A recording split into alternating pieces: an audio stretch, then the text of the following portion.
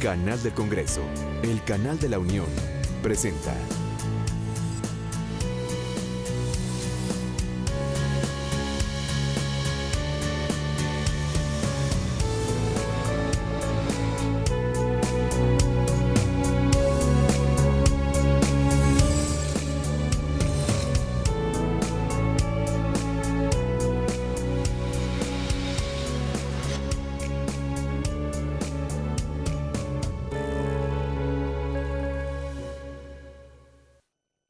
Habremos de continuar el desarrollo de las mesas de análisis sobre protección de derechos humanos en sede jurisdiccional, guía para la labor legislativa. El día de hoy, el programa contempla el desarrollo de la mesa número 6. Asimismo, habremos de tener un taller sobre el uso del buscador jurídico de derechos humanos y la etapa de clausura de este importante y trascendente evento. Les agradecemos su presencia a estas mesas que han sido organizadas por las Comisiones de Justicia, Derechos Humanos y el Comité de Garantía de Acceso y Transparencia de la Información del Senado de la República, con la participación de la Suprema Corte de Justicia de la Nación y la Oficina de la Alta Comisionada en México de las Naciones Unidas para los Derechos Humanos. Vamos a pasar al desarrollo de la mesa temática número 6, denominada Control de Convencionalidad. Para ello, han sido convocados a integrar y desarrollar esta mesa las siguientes personas. Están con nosotros la senadora Arely Gómez González, presidenta del Comité de Garantía de Acceso y Transparencia de la Información del Senado de la República.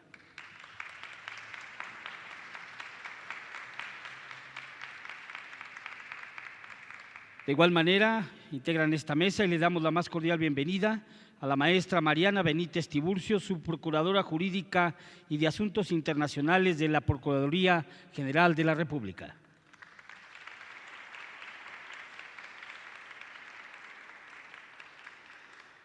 Al doctor Carlos Pérez Vázquez, coordinador de Derechos Humanos y Asesoría de la Presidencia de la Suprema Corte de Justicia de la Nación.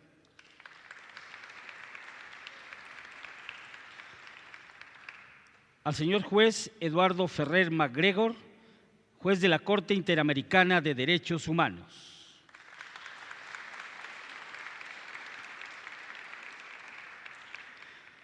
Al señor Alan García Campos, de la Unidad Jurídica y de Análisis de la Oficina en México del Alta Comisionado de Naciones Unidas para los Derechos Humanos.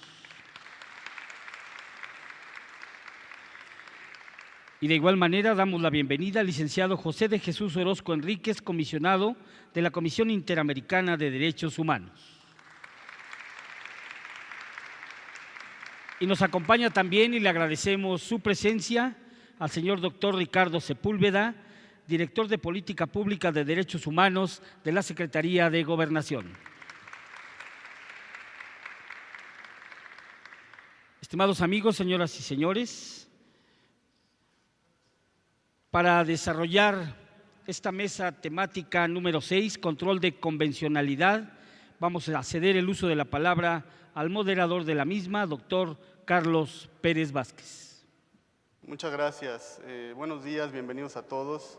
Agradecemos mucho la presencia de todos ustedes esta mañana en un viernes particularmente complicado que implica de todos ustedes un esfuerzo, pero que demuestra sin duda el interés por el tema de esta mesa, que es en efecto de una notable importancia. En uno de los cuentos que más me gustan de Franz Kafka, ese maestro de la postergación, que se llama Ante la Ley, Kafka relata una alegoría en la cual un hombre llega ante la puerta de la ley y hay un guardián. Y le dice al guardián: yo quiero entrar a la ley, quiero hablar a la ley. Y el guardián le dice: siéntate afuera, no puedes entrar. Y él dice: ¿por qué me tengo que sentar afuera? Porque te tienes que sentar afuera y tienes que esperar a poder entrar a la ley. Se sienta, obedece y pasa la vida entera esperando a que lo dejen entrar. A punto de morir, le pregunta al guardián desfalleciente: bueno, dime una cosa, dime al menos si alguien ha podido cruzar el umbral, si alguien ha podido antes de entrar a la ley. Y el guardián le responde, pues la verdad no lo sé, porque cada quien tiene su propia puerta, ¿no?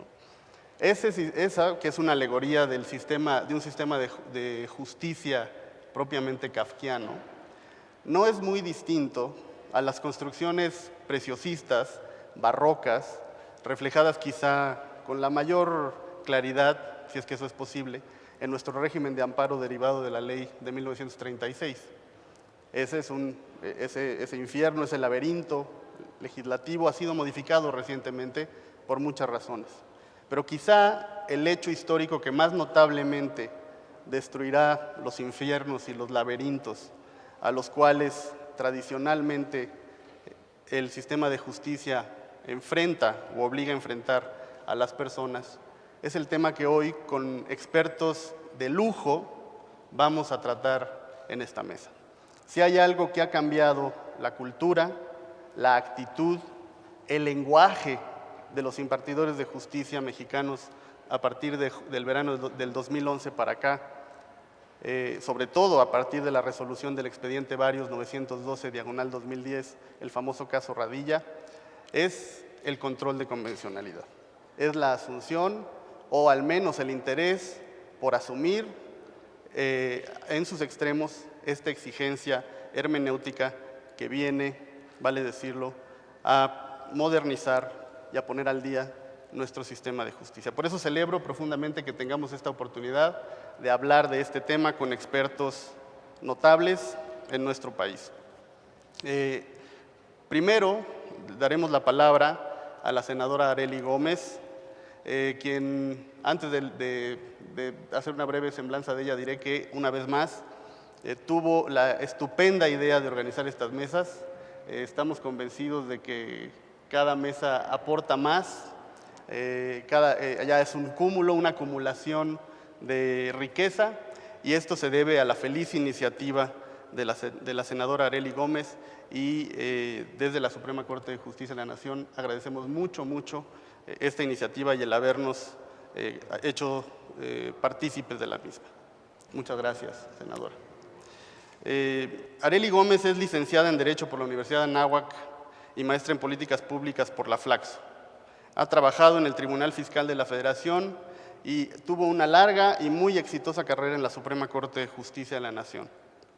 Es senadora de la República y preside el Comité de Garantía de Acceso y Transparencia de la Información, además de ser secretaria de la Comisión de Justicia e integrante de las comisiones de Gobernación, Puntos Constitucionales y Derechos Humanos. Sin más, senadora, tiene usted la palabra hasta por 10 minutos. Gracias.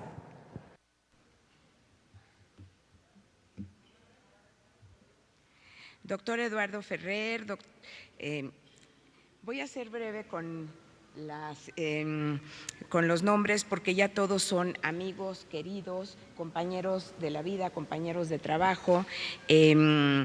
Entonces, le agradezco al doctor Eduardo Ferrer, juez de la Corte Interamericana de Derechos Humanos, al doctor José de Jesús Orozco Enríquez, comisionado de la Comisión Interamericana de Derechos Humanos, a la maestra Mariana Benítez Tiriburcio, su procuradora jurídica y de Asuntos Internacionales de la Procuraduría General de la República, al doctor Ricardo Sepúlveda, director general de Política Pública de Derechos Humanos de la Secretaría de Gobernación, al señor Alan García Campos, Unidad Jurídica y de Análisis de la Oficina en México del Alto Comisionado de las Naciones Unidas para los Derechos Humanos, a mi amigo y el doctor Carlos Pérez Vázquez, coordinador de Derechos Humanos y Asesoría de la Presidencia de la Suprema Corte de Justicia de la Nación y coautor de este proyecto que estamos el día de hoy culminando. Amigas y amigos asistentes, amigos que siguen la transmisión desde el canal del Congreso, medios de comunicación, me siento muy honrada de abrir la mesa número 6, Control de Convencionalidad, y de compartirla con tan distinguidos invitados. Ante estos invitados que estarán el día de hoy participando, creo que lo que yo pueda decir es poco. Mejor les daremos la oportunidad a ellos para expresarnos. Es un honor realmente que estén todos estos amigos tan distinguidos que son expertos en el tema y cuyas aportaciones me queda muy claro que serán relevantes para estas mesas de análisis, que serán de gran utilidad para nuestra labor legislativa. Y con todo lo que se ha escuchado durante esta semana, nosotros estaremos para el próximo periodo ya con grandes temas para poder incluir en la agenda legislativa. El día de hoy es un día muy complejo. Agradezco en particular a todos los aquí presentes y a todos los panelistas que todos llegaron puntualísimos. Hoy, como ustedes saben, habían grandes anuncios de problemas, de algo, entonces el que estén aquí, muchas gracias. En particular para nosotros en el Senado es un día muy complejo, tenemos un periodo extraordinario que se abre en pocos minutos, pero estamos aquí porque para nosotros esto es un tema fundamental, los derechos humanos y nuestra labor legislativa. La reforma constitucional de 2011 constituyó un nuevo paradigma en la protección de los derechos humanos que impuso a las autoridades un nuevo eje de actuación. Con este nuevo marco jurídico siguió en la Suprema Corte de Justicia de la Nación la discusión del expediente varios 912-2010 del caso Radilla Pacheco para incorporar a nuestro sistema jurídico el tema del control de convencionalidad. Si bien la Corte y la Comisión Interamericana ya habían pedido de México la realización de este control, la Suprema Corte lo convirtió en una obligación jurisdiccional para los jueces. Puedo decir convencida que el control de convencionalidad es uno de los temas que más ha generado análisis y debate. El tema que yo quiero abordar con ustedes esta mañana es el control de convencionalidad desde la sede legislativa. Antes que nada les puedo decir que en las comisiones donde yo participo tenemos que hacer escuchar muchas comparecencias y hacer preguntas a aspirantes a cargos de magistrados, comisionados del IFAI, Comisión Nacional de Víctimas, y preguntas obligadas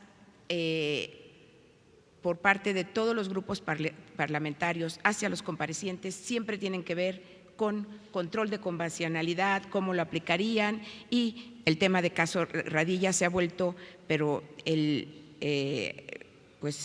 Padre Nuestro de todos los senadores, o sea que es un tema realmente para el Senado de gran importancia. Hay una gran sensibilidad con lo que causó el caso Radilla, con la resolución de la Corte, y estamos todos muy conscientes de la necesidad de aplicarlo y de que las personas que van a llegar y aspiran a ocupar algún cargo deban de estar sensibilizados como el tema. Este término fue acuñado por la Corte Interamericana de Derechos Humanos a través de sus sentencias para referirse en primera instancia a la labor que realiza este mismo tribunal, y ha tenido una interesante evolución jurisprudencial para sostener en sus últimas sentencias que se trata de una obligación de todas las autoridades del Estado, desde luego cada cual en el ámbito de sus respectivas competencias. No abordaré, porque aquí están los expertos, toda la interesante evolución de este concepto y de sus alcances. Tenemos aquí al experto los expertos en la Corte Interamericana. Aunque hay muchas aristas y particularidades que son destacables sobre el tema, me gustaría abordar en este momento el fundamento del control. Cuando un Estado ratifica un tratado internacional, se está obligando a realizar una armonización de su derecho nacional y superar las dificultades que encuentre para dar cabal cumplimiento al compromiso que adquiere. El artículo 1 de la Convención Americana sobre Derechos Humanos, relativo a la obligación de respetar los derechos, establece que los Estados partes se comprometen a respetar los derechos y libertades reconocidos en ella y a garantizar su libre y pleno ejercicio a toda persona que esté sujeta a su jurisdicción sin discriminación alguna. El artículo 2 del mismo ordenamiento relativo al deber de adoptar disposiciones de derecho interno establece que si el ejercicio de los derechos y libertades mencionados en el artículo 1 no estuviera ya garantizado por disposiciones legislativas o de otro carácter, los Estados partes se comprometen a adoptar las medidas legislativas o de otro carácter que fueran necesarias para hacer efectivos tales derechos y libertades. El digno reconocimiento que dentro de las medidas de otro carácter que prevé este artículo 2, es digno el reconocimiento, el Poder Judicial y el Poder Ejecutivo han hecho lo conducente para cumplir con estas obligaciones. Sin embargo, no puedo dejar de mencionar que la obligación tiene como destinatario primero a los órganos legislativos del Estado. Es decir, el primer garante de los derechos humanos es el Poder Legislativo, a través de leyes que respeten y que promuevan los derechos humanos y creen los mecanismos jurídicos para proteger y garantizar los mismos, se da el primer paso para consolidar un Estado de derecho democrático. De lo contrario, se genera responsabilidad internacional para el Estado mexicano por la emisión de una ley violatoria de esos derechos. Dentro de la Corte Interamericana se dio la discusión si era necesario que estas leyes generaran una violación concreta o si se podría analizar en abstracto. Con base en el principio de máxima protección, la simple emisión del acto legislativo se considera inconvencional. En este tema cabe la reflexión en qué consiste la obligación del Poder Legislativo para llevar a cabo esta armonización. La Convención Americana es muy clara: adoptar las medidas legislativas para hacer efectivo tales derechos y libertades. Es importante dejar claro, y lo digo categóricamente, no se trata de copiar los tratados internacionales en las leyes y no se trata de llevar a leyes secundarias derechos que ya están reconocidos en tratados internacionales y por lo mismo ya tienen rango constitucional. La obligación del legislador, y ha quedado claro en las mesas que se han llevado a cabo esta semana, es armonizar las leyes para que no sean contradictorias con los tratados y no generen problemas de aplicación.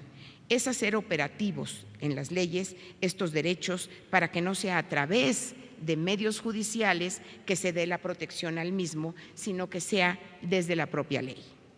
Ahora bien, se ha cuestionado: siempre que el Congreso emite un acto materialmente legislativo que vaya acorde con los estándares nacionales e internacionales de derechos humanos, ¿realiza control de convencionalidad? Para dar respuesta a este interrogante, me gustaría responderlo haciendo una distinción.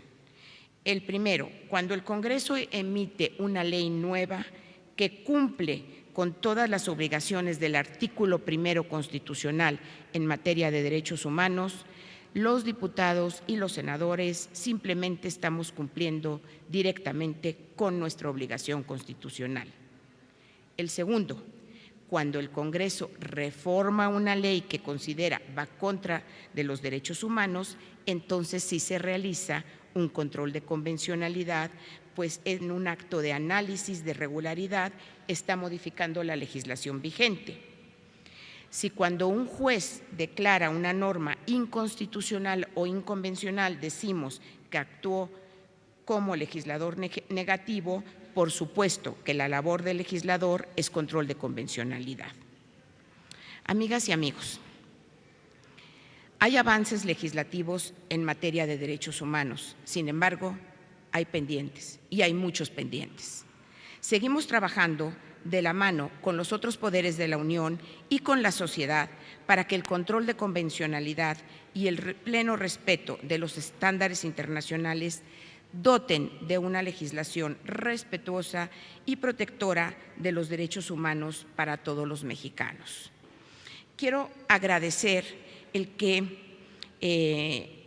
tanto la Oficina del Alto Comisionado de los Derechos Humanos como la Suprema Corte de Justicia, en particular el doctor Carlos Pérez, hayan sido tan receptivos y tan apoyadores para este proyecto, ya que lo que señalé en mi breve intervención es los legisladores tenemos que estar a la altura de este gran reto.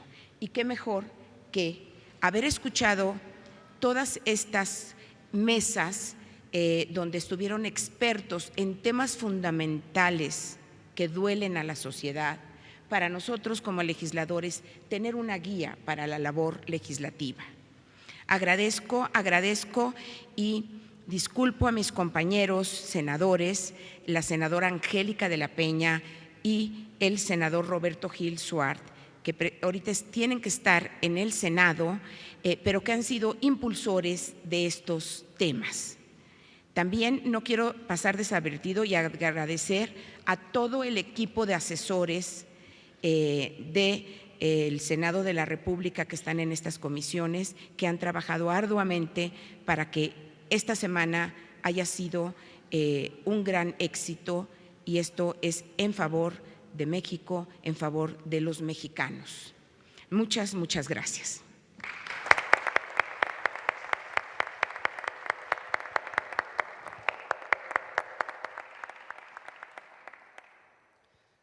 Muchas gracias, senadora.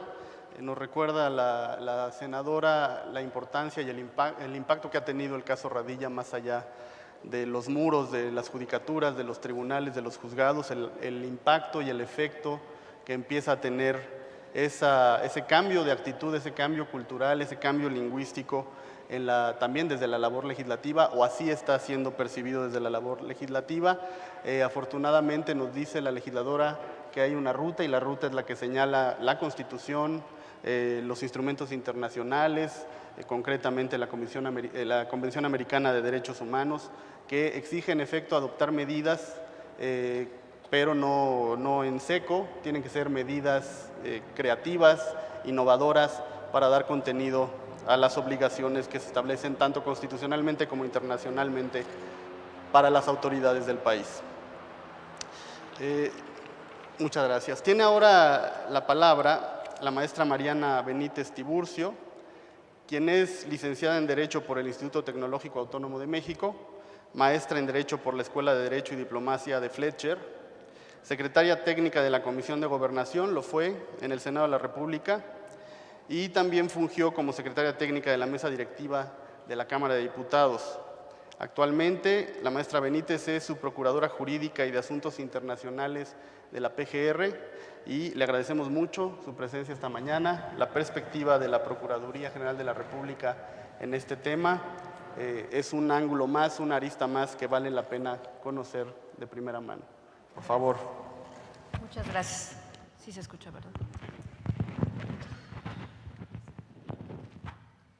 Bueno, antes que nada me gustaría agradecer enormemente la convocatoria, la invitación que hace el Senado de la República para sostener esta mesa dentro del el conjunto de mesas que en donde se debaten temas de gran trascendencia, como ya lo dijo la senadora Arely, para México y para los mexicanos.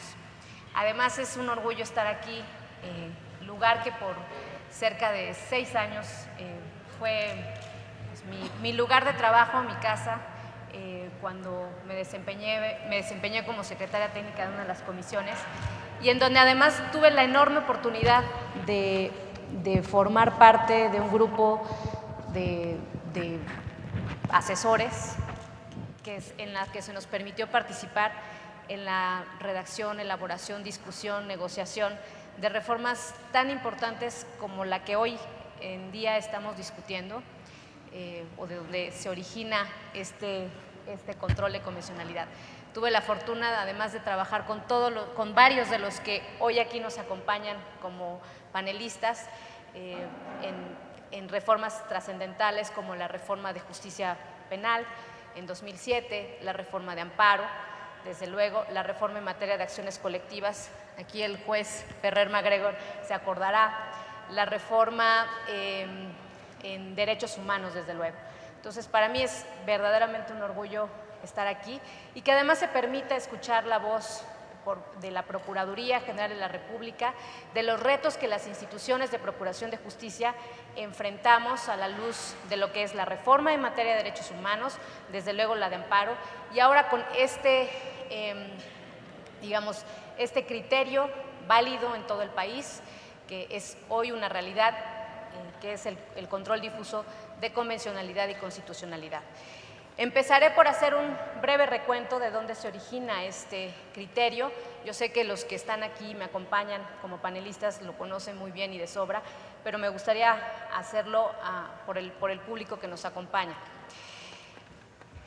Recordaremos que esta discusión del control difuso no fue una discusión nueva ni reciente, sino que data de muchos años atrás. Quiero decirles además que este tema fue tema de mi tesis profesional en el ITAM y bueno, lo recuerdo con mucho cariño y recuerdo un antecedente muy importante que vale la pena rescatar. En 1941, el entonces ministro Gabino Fraga estableció un criterio en una sentencia que, digamos, no fue avalada por completo por la sala, era la segunda sala de la Corte, pero que ponía ya en la mesa la discusión de cómo velar y hacer proteger el texto de la Constitución y desde luego sus derechos a partir de la actuación no solo de los jueces, sino de toda autoridad. Ponía lo que proponía era un control difuso por los poderes de la nación, decía, por parte de las autoridades que conforman los poderes de la nación. No tuvo eco, pero ese es un antecedente importante de rescatar, y es hasta un criterio que prevaleció por varios años, un criterio de la Suprema Corte en 1999, en donde interpretaba dos cosas. Primero, que el artículo 133 constitucional no daba la facultad de realizar control difuso por parte de los jueces del país, sino simplemente era una facultad reservada para los jueces del Poder Judicial de la Federación, que son jueces que realizan control de constitucionalidad. Esta tesis, como decimos, prevaleció por muchos años y es hasta entonces cuando en cumplimiento de una sentencia importantísima, que yo diría que es un gran parteaguas en materia del respeto a los derechos humanos por parte de la Corte Interamericana de Derechos Humanos, que es la famosa sentencia en el caso Radilla en 2009, cuando se da un giro completo y fundamental en materia de protección de derechos humanos en nuestro país. A partir de esta sentencia, que entre otras cosas, desde luego que discute o que aborda la sentencia, como es el caso del fuero militar, se establece claramente que todos los jueces tienen que hacer control de constitucionalidad y convencionalidad. Todos los jueces nacionales de un país tienen que hacer este control en aras de velar y efectivamente garantizar el respeto de los derechos humanos. En consecuencia, la Corte lo que hace es analizar y realiza una consulta, ¿no?, entre el Pleno para determinar los alcances tan importantes de esta sentencia. Ese es el caso de que emite un criterio dentro del expediente que ya mencionó Carlos, el varios del 2010, y en donde fija los términos de este control y efectivamente reconoce que todos los jueces de instancia, es decir, todos los jueces que conocen, digamos, los jueces en todas las materias, tendrán la oportunidad de hacer el control difuso de la constitucionalidad y la convencionalidad, es decir, del texto de la Constitución y en particular de las normas que establecen derechos humanos y de todas aquellas normas de derechos humanos previstas en los tratados internacionales en los que México ha formado parte. Sin embargo, sí establece, y me parece que es bastante acertado lo que hace la Corte, establece límites o digamos, da contenido a esta facultad que se les da a los jueces. Primero, dice y aclara que todas las normas gozan de un principio de presunción de constitucionalidad. ¿Qué quiere decir? Que hasta en tanto no se controvierta o no se analice en forma expresa una norma, se presume que goza que se estima que es ajustada a la Constitución. Segundo, establece que en cada caso el juez debe asegurarse que existe o que es indispensable realizar este control difuso. Implícitamente lo realiza. En cada una de las sentencias que emite hace, desde luego, implícitamente un análisis, pero no expreso.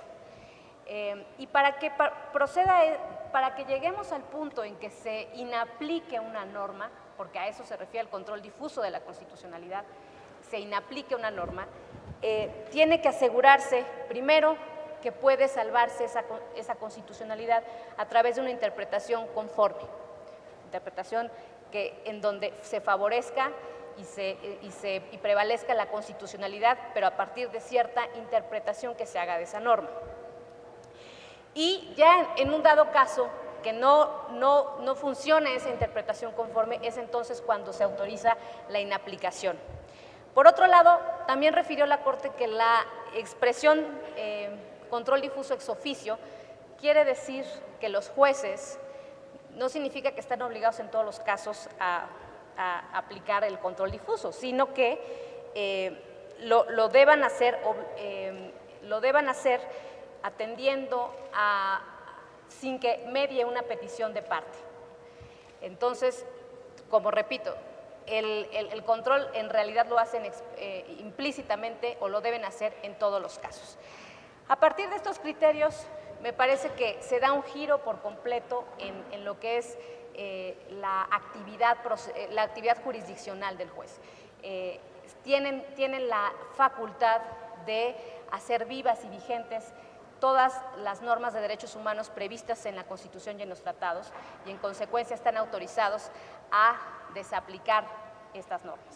Esto con el fin de garantizar, lo he dicho ya, la máxima protección de los derechos humanos. Ahora bien, yo quisiera puntualizar y poner en la mesa, y ojalá se genere un debate aquí sobre estos aspectos, en particular algunos efectos no deseables que debemos cuidar, si bien este avance importantísimo debemos cuidar con el fin única y exclusivamente de equilibrar este nuevo sistema de control de convencionalidad y constitucionalidad. Voy a hablar en el caso concreto de las instituciones de procuración de justicia y en particular de lo que está viviendo o enfrentando la Procuraduría General de la República ante este tipo de cambio importante. Primeramente, cuando un juez de instancia realiza un control difuso de la constitucionalidad, es decir, desaplica o inaplica una norma, aquí, al día de hoy, como está nuestra ley de amparo, recordemos que también es una nueva ley de amparo, la autoridad, el Ministerio Público en este caso, como autoridad, no tiene la oportunidad de controvertir esa resolución. Y aquí no hay que pensar nada más en que lo hace en su carácter de autoridad, de una autoridad acusadora en un juicio o en un procedimiento penal. Aquí no debemos soslayar que la principal función del Ministerio Público, y eso no ha cambiado ni con las reformas de hace años, ni con la recién reforma constitucional en donde se transforma la PGR en una nueva fiscalía. Aquí sigue siendo el Ministerio Público la autoridad que representa los intereses de la sociedad, de las víctimas, y en esa representación ejerce acción penal. Consecuencia, a fin de no desequilibrar un sistema tan importante que a final de cuentas lo que busca es ampliar la esfera de protección de los derechos de las personas, también tenemos que tomar en cuenta no solo los derechos del inculpado, del acusado, sino también los derechos de las víctimas, que son los derechos que también nosotros representamos. Y al no existir la posibilidad de que a través de un juicio que se plantea ante el Poder Judicial de la Federación, que es la máxima instancia, la última instancia de interpretación constitucional que existe en México, se está vedando, se está acotando, se está limitando la facultad, no de la autoridad, la facultad de poder representar adecuadamente los intereses también de las víctimas y ante una decisión controvertida de algún juez que haya inaplicado una norma, poder permitir que la última instancia pueda revisar si efectivamente debió haberse inaplicado o no una norma. En consecuencia, el texto vigente de la Ley de Amparo, el artículo 7 en particular, lo que está originando es eso, porque establece que la autoridad en general solo podrá promover el juicio de amparo cuando se reúnan dos circunstancias. Una, cuando se afecten los intereses patrimoniales de la institución, que en un proceso penal no es el caso, y además se tiene que reunir una segunda calificativa, que es que el acto reclamado se derive de una circunstancia de igualdad entre la autoridad y el particular, cosa que no sucede tampoco en un procedimiento penal de donde se deriva lo que se llama el acto reclamado. Entonces, me parece que es muy importante, y más estando en presencia de alguien tan comprometido con los temas de justicia como la senadora Arely, que este tema se discuta profundamente en estas mesas y se pueda llevar a un cambio normativo en la Ley de Amparo a fin de que se equilibre, ese es mi punto, se equilibre este sistema de control difuso de constitucionalidad y convencionalidad para el único fin de garantizar también los derechos humanos, como son el derecho a acceso a la justicia, a la reparación del daño, a la verdad, a muchos otros derechos de las víctimas. Al no tener, insisto, posibilidad una autoridad como el Ministerio Público de impugnar alguna resolución de un juez ante una inaplicación, ahí estamos también lesionando o vulnerando derechos de otras de las partes. Y para completar, digamos, aquí la propuesta, también en materia contenciosa administrativa vemos un tema similar. Recordemos que también la Corte incluye dentro de estos órganos jurisdiccionales que realizan control difuso de convencionalidad o constitucionalidad, también incluye a los tribunales contenciosos administrativos. ¿Y qué sucede muchas veces? Y ya lo hemos vivido nosotros en la Procuraduría. Ante una resolución de un procedimiento contencioso administrativo en donde un tribunal, pongamos el ejemplo del Tribunal Fiscal de Justicia Fiscal y Administrativa, inaplica una norma, hoy por hoy no tiene la posibilidad, hay jueces que han establecido que no tiene la posibilidad la Procuraduría de controvertir esa resolución porque no se considera de importancia y trascendencia la inaplicación de una norma. Entonces, nosotros ya hemos promovido una contradicción de tesis, porque también hay algún criterio que en sentido opuesto se ha establecido, y esperamos que sea la Corte la que decida el alcance del recurso de revisión fiscal, que es la instancia que nosotros podemos promover como autoridad, a fin de que nuevamente, en este caso, pues, se protejan el patrimonio, los derechos del propio Estado. Son estos dos puntos que a mí me gustaría, y aprovechando esta ocasión, poner en la mesa como aspectos que deben ser considerados a fin de que este nuevo sistema de control difuso de convencionalidad sea un sistema equilibrado, sea un sistema, sea un sistema congruente con todo el orden jurídico nacional que tenemos en México. Muchas gracias.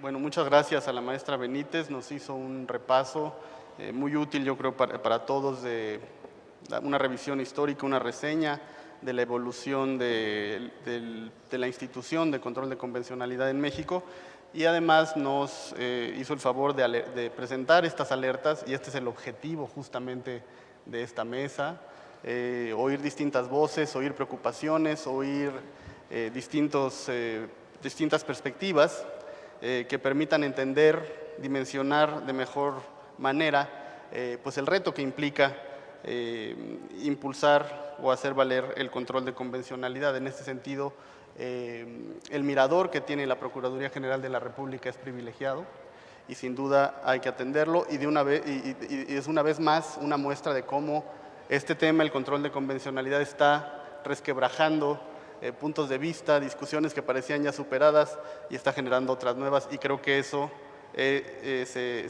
significa un gran beneficio para todos en el avance del conocimiento jurídico del país. Muchas gracias de nuevo, Mariana. Tiene ahora la palabra el doctor Ricardo Sepúlveda, quien es doctor en Derecho Constitucional por la Universidad Panamericana, cursó sus estudios de licenciatura en la Escuela Libre de Derecho y cuenta con una especialidad en Derechos Humanos en la Universidad de Nottingham. Ha sido profesor de Derecho Constitucional y Derechos Humanos en muchas universidades públicas y privadas del país. Actualmente es profesor de la Escuela Libre de Derecho. Su experiencia académica se remonta a más de 20 años. Actualmente es director general de Política Pública y Derechos Humanos de la Secretaría de Gobernación y secretario técnico de la Comisión de Política Gubernamental en materia de derechos humanos. La opinión que seguramente nos dará de parte de la dependencia en la cual labora, y sobre todo a la luz del Programa Nacional de Derechos Humanos que él ha coordinado y está implementando en ejercicio de sus facultades legales, enriquecerá sin duda esta mesa. Es un gusto, doctor Sepúlveda, tenerlo aquí, por favor. Gracias, Carlos, muy reconocido por esta muy inteligente, muy atinada iniciativa de parte de la senadora Arely Gómez y de los otros y otras senadoras, de preparar con estos foros donde hay participación de organizaciones, de expertos, de instituciones, la agenda legislativa, y además en algo tan puntual como es la protección de los derechos humanos. Veía yo el conjunto de mesas que se llevaron a cabo en la semana y pues no cabe duda que la agenda de derechos humanos es una agenda tan vasta, tan importante, tan integral, que realmente nos representa retos muy grandes actualmente en México, y es para mí, en este caso, desde la Secretaría de Gobernación, un privilegio poderles presentar cuál es la visión del Ejecutivo respecto a este punto tan específico del control de convencionalidad, que yo lo quiero enmarcar no solamente en lo que estrictamente se puede entender como control de convencionalidad, sino en la obligación que tienen las autoridades actualmente bajo el nuevo marco constitucional de incorporar al nivel más alto constitucional todas las normas internacionales, incluyendo, por supuesto, las de la Convención Americana y todo lo que eso conlleva, porque creo que desde el ámbito del Ejecutivo la visión obliga a hacer esta interpretación, digo, un poco más amplia. Quisiera comenzar por decir que hoy el reto en esta materia, y me abro un poco porque creo que es el punto, cuando estamos hablando de leyes de derechos humanos o de cualquier tema de derechos humanos, lo que nos estamos planteando son medidas eficaces para una cosa, para lograr reducir las violaciones a derechos humanos. Todo lo demás es instrumento, medio, accidente. La finalidad última es que se aumente incluso en número y en cantidad el goce y ejercicio de los derechos humanos, y por lo tanto se pueda reducir. Esto, y me voy a referir en buena medida a varios de los puntos que señala el Programa Nacional de Derechos Humanos que ya mencionaba Carlos y que fue presentado por el presidente de la República la semana pasada, está señalado como uno de los diagnósticos, de los puntos del diagnóstico en este programa, que la persistencia de las violaciones a derechos humanos ha incluso estado por encima de todos los cambios, tanto legislativos como administrativos, institucionales, que se han llevado sin duda alguna durante los últimos años en nuestro país. ¿Qué hace falta para que realmente logremos con todas estas medidas el resultado, repito, al que me estoy refiriendo? Y ahí es donde cabe la idea, que en realidad es una estrategia, un planteamiento que ya ha sido asumido, y esta es una novedad, de establecer verdaderamente, y subrayo verdaderamente, una política de Estado. No una política del gobierno federal, del gobierno de la República o como queramos llamarle, sino verdaderamente de Estado. Esto fue precisamente una de las grandes mensajes o más importantes mensajes el día que se presentó el Programa Nacional de Derechos Humanos, porque ahí estuvo efectivamente el presidente de la República, pero estuvo el presidente de la mesa directiva del Senado, el presidente de la Suprema Corte, de la Cámara de Diputados, los gobernadores de cada una de las entidades federativas. En cuanto a mensaje, estuvo muy claro que el compromiso por los derechos humanos se estaba adoptando como una política de Estado, y esta política de Estado es lo que nos permitiría que las acciones que se realicen en la materia, repito, como dice este diagnóstico del programa, no se queden en acciones aisladas, sino que por su correcta articulación logren tener el impacto eficaz en transformar las circunstancias de vida de las personas. Hay un punto que es el que está detrás de esta política de Estado y que en realidad es lo que nos puede augurar que logremos dar el paso que hasta ahora no hemos podido dar como país, como sociedad, para convertirnos, como lo ha dicho el presidente de la República, acuñando una frase que yo creo que tiene mucho fondo y hay que seguir explorándola, la de una sociedad de derechos. ¿Qué significa ser exactamente, conceptualmente, una sociedad de derechos? Bueno, eso es, ese cambio tiene una nueva plataforma que puede lograrlo, y es precisamente la reforma constitucional a la cual nos estamos refiriendo y nos vamos a seguir refiriendo, y la tenemos que seguir entendiendo para lograr sacar, extraer toda su potencialidad transformadora. Esa frase de potencialidad transformadora es un concepto que también se incluye en varios de los documentos de gobierno, ¿no? Se ha hablado mucho de un nuevo paradigma que tiene la reforma, también se puede hablar de esto y creo que es una buena frase, tiene una potencialidad transformadora de las circunstancias sociales, y esa reforma constitucional incluye, y aquí es donde entro directamente al tema, esa obligación que está, digamos, regada, plasmada en el primer párrafo, segundo párrafo y tercer párrafo del artículo primero constitucional, obligación de todas las autoridades de respetar, promover, proteger y garantizar los derechos humanos. Y eso implica tanto los de fuente internacional como los de fuente constitucional, de manera que esta reforma, sabemos que el control de convencionalidad fue propuesto y establecido por la Corte Interamericana de Derechos Humanos antes de la reforma de 2011, de manera que ya era una obligación para el Estado mexicano el respetar el control de convencionalidad. No mucho tiempo antes, pero un poco antes. Pero con la reforma constitucional de 2011, este control de convencionalidad tomó toda su dimensión y por supuesto que se reforzó en esta obligatoriedad. Y creo que queda muy claro que no es un asunto solo para los jueces.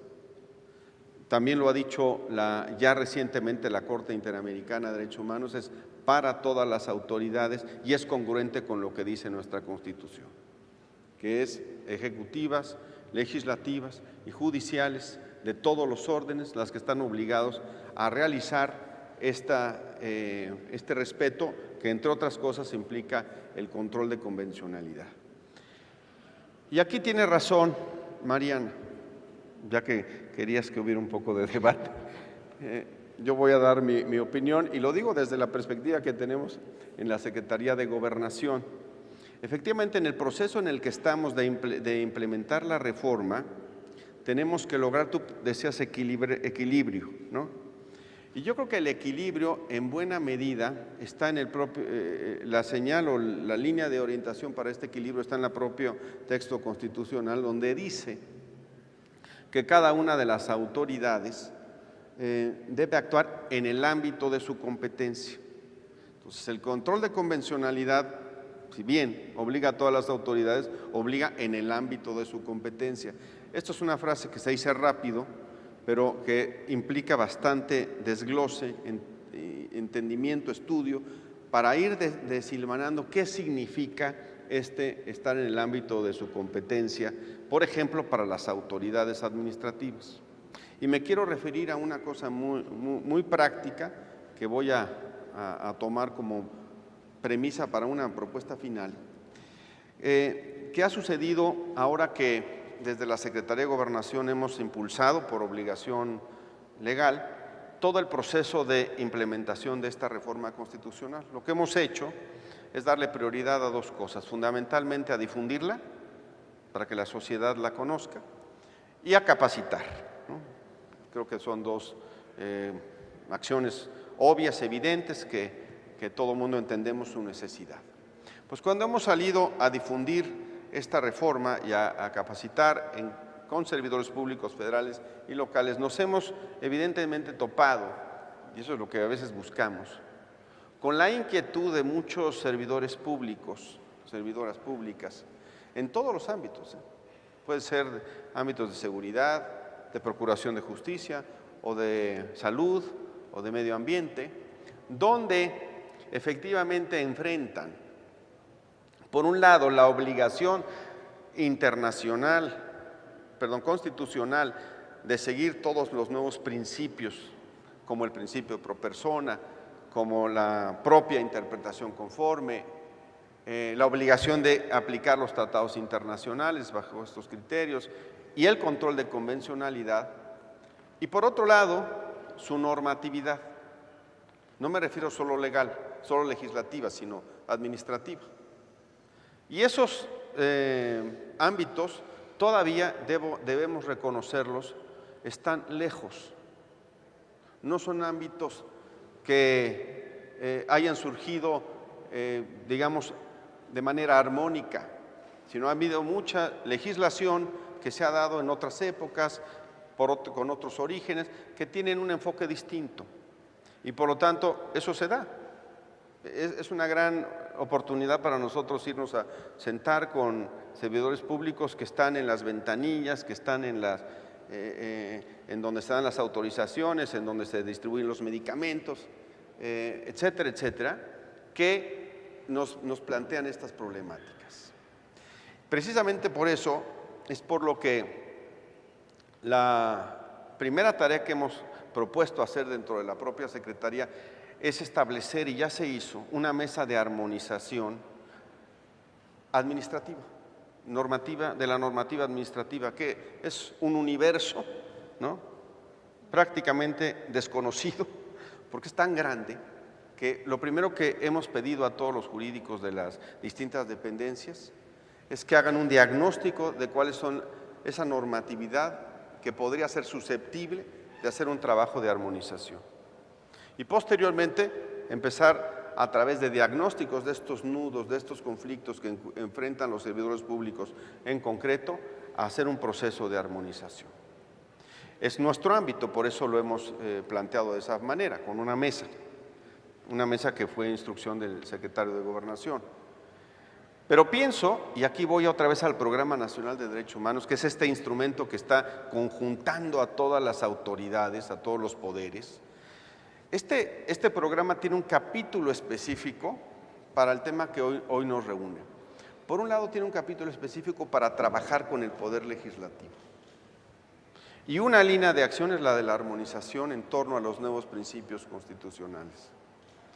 Creo que lo que hoy se está planteando muy atinadamente por parte tuya, Arely, y de los otros senadores que han tenido esta idea, es que hay que entrarle de lleno a una armonización legislativa, un trabajo que evidentemente necesitará una metodología, una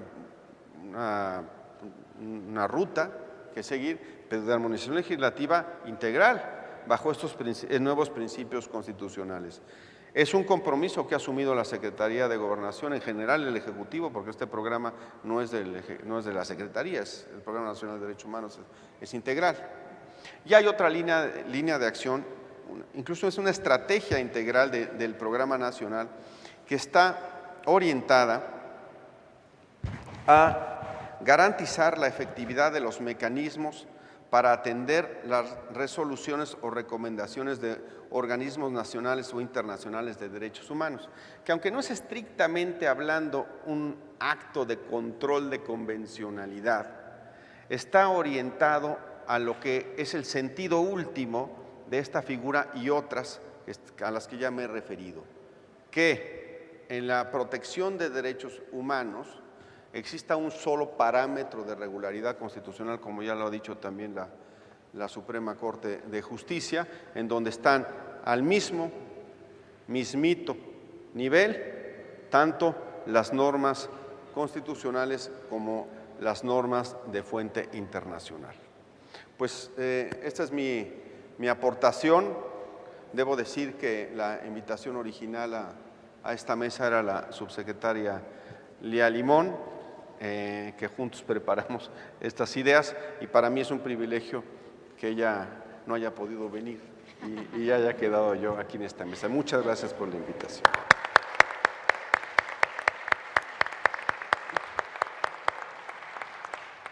Bueno, la subsecretaria Lía Limón no pudo estar mejor representada. Muchas gracias, Ricardo. Ricardo nos recuerda la importancia del goce de los derechos humanos y que para lograr esto, por eso es necesario, como se ha venido haciendo, como se ha planteado en el Programa Nacional de Derechos Humanos, generar una política de Estado, lo cual obviamente toca entre muchos temas al control de convencionalidad y a su vez el control de convencionalidad que se entiende ya no solamente como una facultad exclusiva de jueces o impartidores de justicia, sino de todas las autoridades, y los retos que esto implica para todos los poderes y para todas las entidades. La armonización a la que ya se refería Ricardo no es un problema exclusivo del Poder Legislativo, no se trata solamente que el Legislativo se ponga a ajustar todo el marco legislativo del país, sino que en el Poder Judicial de la Federación cada sentencia que se emita sí tenga una consistencia institucional en la ruta que vaya planteando el sistema jurisprudencial del país, y otro tanto, tal como lo ha relatado Ricardo Sepúlveda, en el Poder Ejecutivo Federal. Ha sido muy ilustrativo. Ahora vamos a dar la palabra a Alan García Campos, que es oficial de Derechos Humanos en la Oficina en México del Alto Comisionado de las Naciones Unidas para los Derechos Humanos, donde coordina la Unidad Legal y de Análisis. Alan cuenta con una maestría en Derecho por la Facultad de Derecho de la Universidad de Toronto, tiene una consistente carrera académica en materia de derechos humanos, de derecho constitucional y de derecho internacional, y una ya larga trayectoria pública relacionada con el activismo, la defensa de los derechos políticos, la defensa de los derechos humanos. Es realmente un honor tener a Alan aquí representando a la Oficina de la Alta Comisionada. Un buen amigo. Por favor, Alan. Gracias. Voy a pasar allá, pasar a ver a quienes están acá atrás. Bien. Muy buenos días. Un privilegio estar esta mañana en tan importante sede del Senado de la República, compartiendo la mesa con tan destacados y destacadas juristas, amigos y amigas todas. Ya lo decía la senadora Arely Gómez, que todo Estado parte de un tratado internacional tiene la obligación de adecuar su derecho interno al internacional. Y también lo comentaba ahorita el doctor Sepúlveda, que en el caso de los tratados en materia de derechos humanos estamos ante una medida para justamente hacer efectivos los derechos y libertades reconocidos en los instrumentos internacionales. Por consiguiente, ningún Estado está facultado para invocar las disposiciones de su propio derecho interno como una medida que pretenda justificar el incumplimiento de un tratado internacional. Se trata ciertamente de una obligación integral, esto es, todo el derecho interno tiene que estar en consonancia con el derecho internacional, incluyendo y con mayor razón el marco constitucional, y con ello claramente se pretende evitar las eventuales contradicciones que existan o puedan darse entre el derecho internacional y el derecho interno. Con esta norma se pretende evitar el absurdo justamente de exonerar a los estados de las consecuencias de incumplir un compromiso internacional por una causa exclusivamente imputable al propio estado. Esta obligación genérica del derecho internacional ciertamente está reforzada en los instrumentos internacionales de derechos humanos. Ya la senadora Arely Gómez citaba adecuadamente tanto el artículo 1 como el artículo 2 de la Convención Americana de Derechos Humanos, y lo mismo podemos referir respecto de los instrumentos del Sistema Universal de Derechos Humanos. Se trata de una obligación inmediata, no progresiva, no programática, se trata de una obligación que no admite reservas y ciertamente es una obligación entre varias de las que tienen los estados, repito, para hacer efectivos los derechos y libertades reconocidas a nivel internacional. Desde mi perspectiva se trata de una obligación, digamos, de doble vía. Claramente y seguramente el juez Eduardo Ferrer podrá exponer con mayor claridad lo siguiente: la Corte Interamericana ha sido muy enfática en su jurisprudencia constante cuando ha dicho que a la luz del artículo 2 de la Convención, ya citado por la senadora Arely Gómez, tal adecuación implica la adopción de medidas en dos vertientes, a saber, 1, la supresión de las normas y prácticas de cualquier naturaleza que entrañen violación a las garantías previstas en la Convención, y 2, la expedición de normas y el desarrollo de prácticas conducentes a la efectiva observancia de dichas garantías. Como nos damos cuenta, la Corte Interamericana en realidad lo que hace es establecer una pauta, digamos, de doble vía. Por un lado, la supresión de normas y prácticas, y en esto, en la supresión de normas, el Poder Judicial tiene mucho que decir cuando actúa como una especie de legislador negativo, pero también el propio Poder Legislativo cuando deroga o enmienda normas que no son compatibles con los estándares internacionales, pero también la Corte dice la supresión de prácticas, y en este sentido justamente la política pública tiene mucho que decir en la medida en que puede ciertamente abolir algunas prácticas o bien, ya nos decía Ricardo, algunas normas de carácter administrativo que lesionan los derechos previstos en la Convención. La segunda vertiente es la expedición de normas y el desarrollo de prácticas conducentes a la efectiva observancia de dichas garantías, y aquí ya es cuando, digamos, los poderes asumen una posición proactiva, digamos, a la ofensiva, aprobando normas, emitiendo normas o bien desarrollando prácticas como la que ya desarrolla y mencionaba el propio Ricardo Sepúlveda, como es el Programa Nacional de Derechos Humanos. Lo ideal es que exista una armonización plena entre el derecho interno y el derecho internacional. Sin embargo, hay que hacernos cargo que en varias ocasiones dicha armonización no se presenta. Y esto, pues claramente puede limitar las posibilidades y en algunos casos hasta imposibilitar las posibilidades de que se cumplan los compromisos internacionales a nivel interno.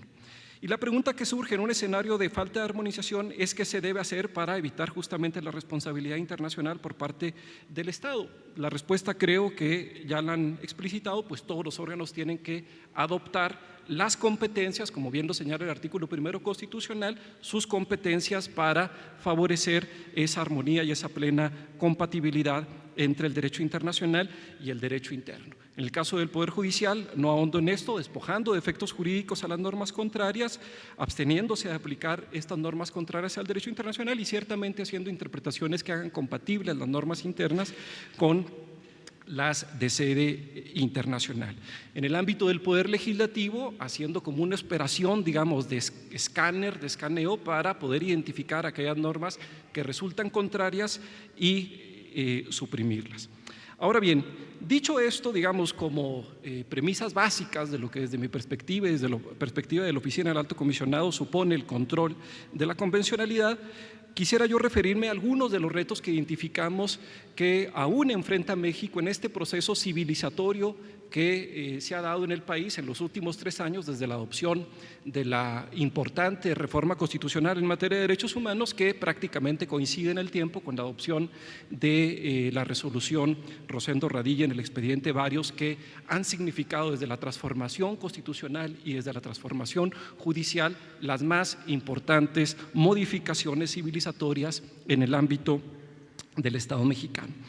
El primer reto que identificamos es lo que yo podría denominar como el control integral de la convencionalidad. Como es sabido, México forma parte de dos sistemas supranacionales de promoción y protección de los derechos humanos, el Sistema Universal de Naciones Unidas y el Sistema Interamericano. Si bien es cierto que ha sido la pertenencia al sistema interamericano y particularmente las sentencias de la Corte Interamericana las que han contribuido en mayor medida al proceso de transformación que ha experimentado el país, lo cierto es que la aplicación del derecho internacional debe ser integral e incluir a todos los tratados internacionales de derechos humanos ratificados por el Estado mexicano. Esto es, las obligaciones internacionales del Estado mexicano en materia de derechos humanos no deben limitarse a las obligaciones interamericanas. La Constitución no establece preeminencia, hoy, por utilizar un concepto en boga, podríamos decir prevalencia, ¿no?, a los tratados interamericanos de derechos humanos sobre los del sistema universal. Se debe, por consiguiente, invocar y aplicar toda la normativa internacional, universal e interamericana y universal, privilegiando siempre aquella que resulte más favorable, más benéfica, más garantista. Ese es el primer reto. El segundo reto que identifico es el relativo a pasar del control de la convencionalidad en materia de derechos humanos al control de la internacionalidad en materia de derechos humanos. Me explico. En países como México, en los que el derecho posee una mayor consagración escrita, los tratados internacionales son vistos como la fuente primaria de los compromisos internacionales, prácticamente la única. Sin embargo, no hay que perder de vista que, de acuerdo al derecho internacional, los tratados son una fuente entre varias del derecho internacional, tal y como lo señala el artículo 38 de la Corte Internacional de Justicia. En este sentido, es indispensable que el Estado mexicano adopte un control de la internacionalidad en materia de derechos humanos y no solamente de la convencionalidad en materia de derechos humanos. El tercer reto que identifico es ejercer el control de convencionalidad sobre todas las normas de derechos humanos reconocidas en los tratados internacionales de los que el Estado mexicano es parte y no exclusivamente sobre las normas de derechos humanos albergadas en tratados internacionales de derechos humanos.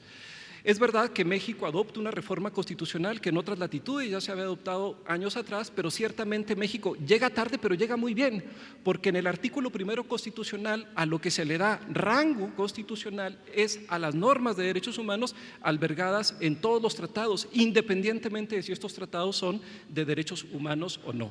Por consiguiente, aquí el reto que yo ubico es justamente ejercer este control de la convencionalidad sobre todos los derechos humanos, atendiendo al contenido de la norma y no al continente exclusivamente de la misma.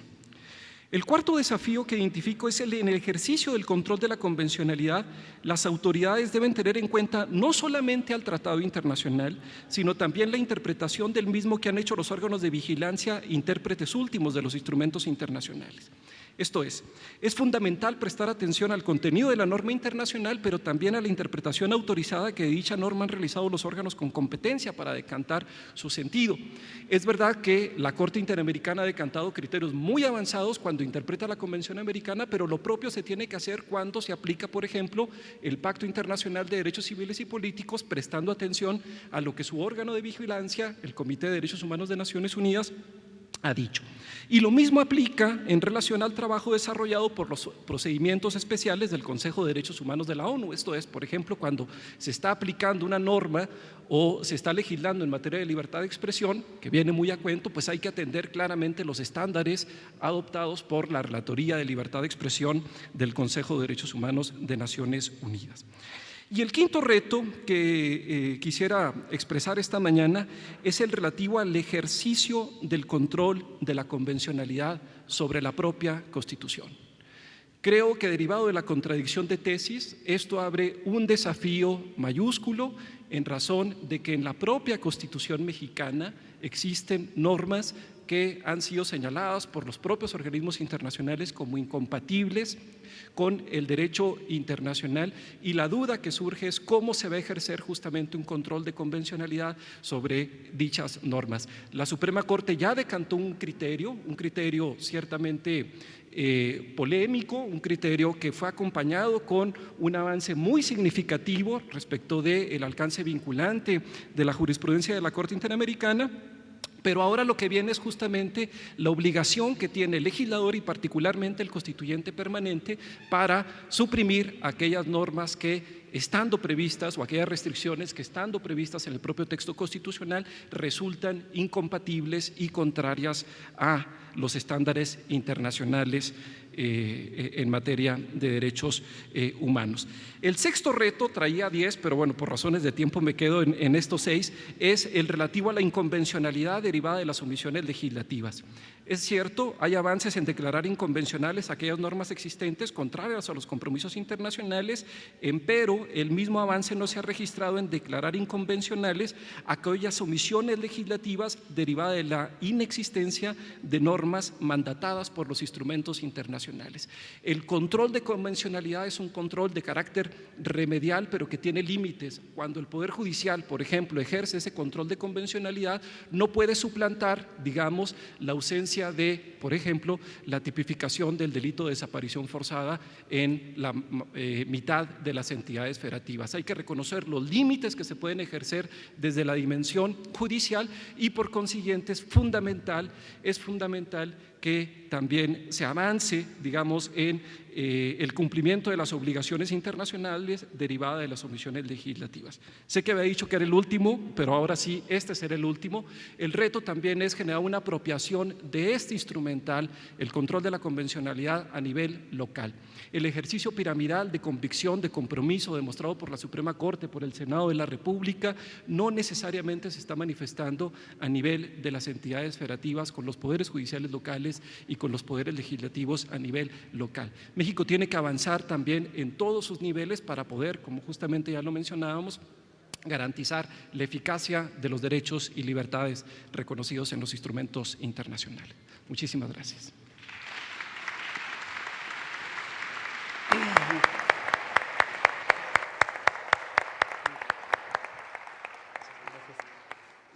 Bueno, muchas gracias a Alan García, quien tiene un diagnóstico, como siempre lo tiene la Oficina del Alto, puntual, propositivo, objetivo y que explica en buena medida por qué la colaboración entre la Oficina de la Alta Comisionada de Derechos Humanos y la Suprema Corte de Justicia de la Nación en los últimos 3 años y medio no solo se intensificó, sino tuvo también ha tenido muy importantes resultados.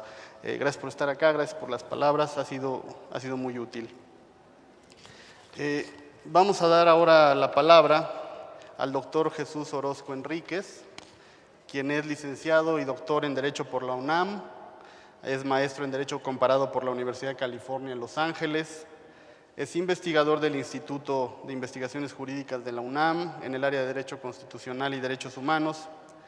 Actualmente es comisionado, después de una muy larga y muy provechosa carrera en beneficio del país, es actualmente comisionado de la Comisión Interamericana de Derechos Humanos, elegido por la Asamblea General de la Organización de Estados Americanos, así como relator sobre defensoras y defensores de derechos humanos de la propia Comisión Interamericana, además de que es miembro de la Junta de Gobierno de la Universidad Nacional Autónoma de México.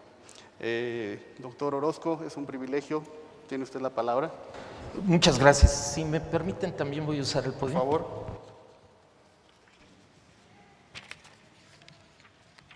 Buenos días a todas, a todos. Agradezco cumplidamente a las instituciones organizadoras, en particular a la senadora Arely Gómez, su amable invitación y el honor que me brindan de participar en este panel con ilustres juristas y miembros de organismos internacionales, así como con servidoras y servidores públicos, todas y todos comprometidos con la promoción y defensa de los derechos humanos.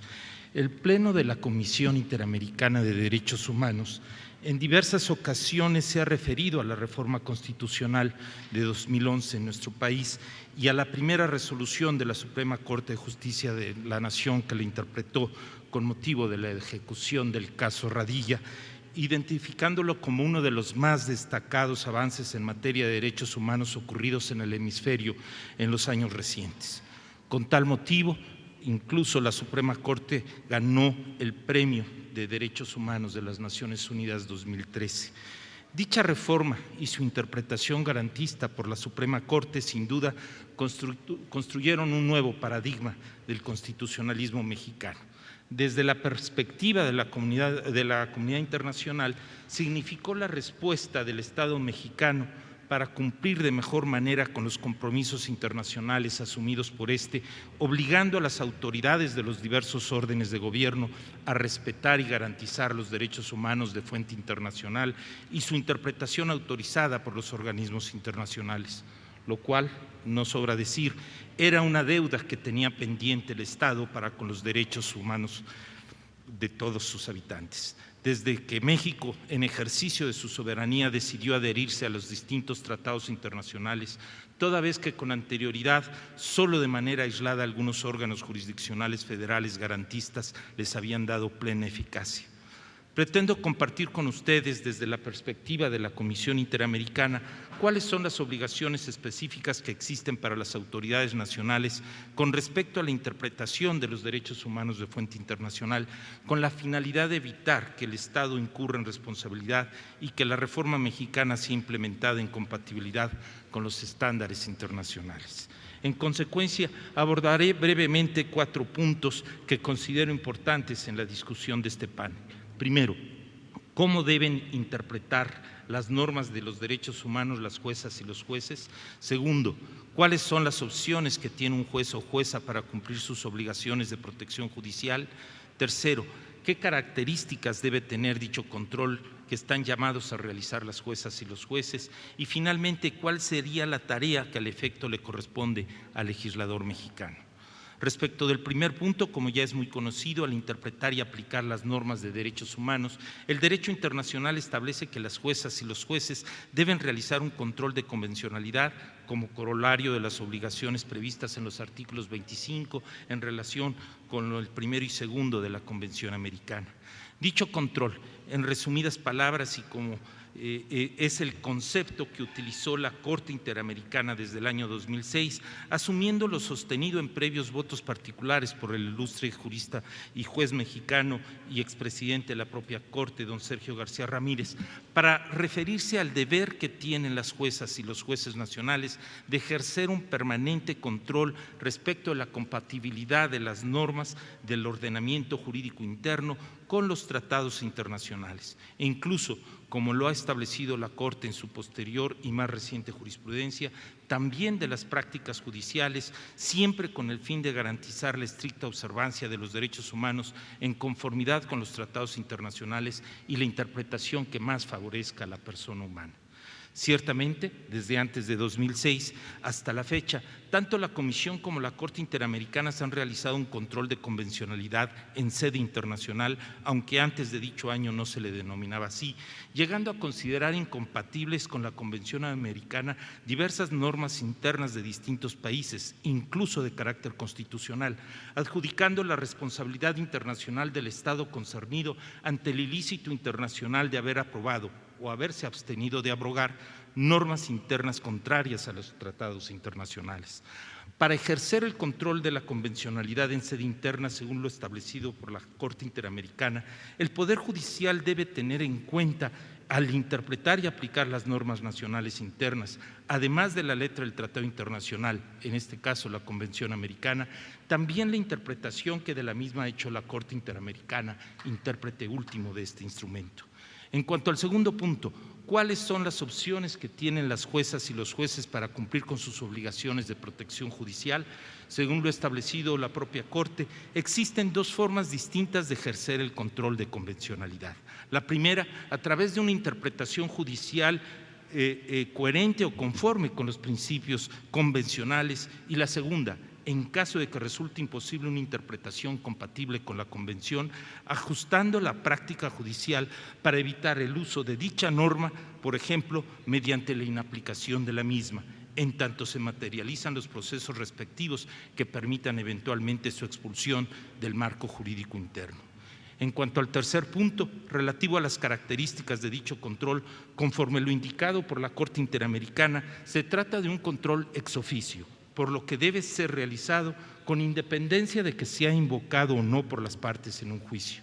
Asimismo, es un control al que están vinculadas las y los jueces y demás órganos de la Administración de Justicia en todos los niveles.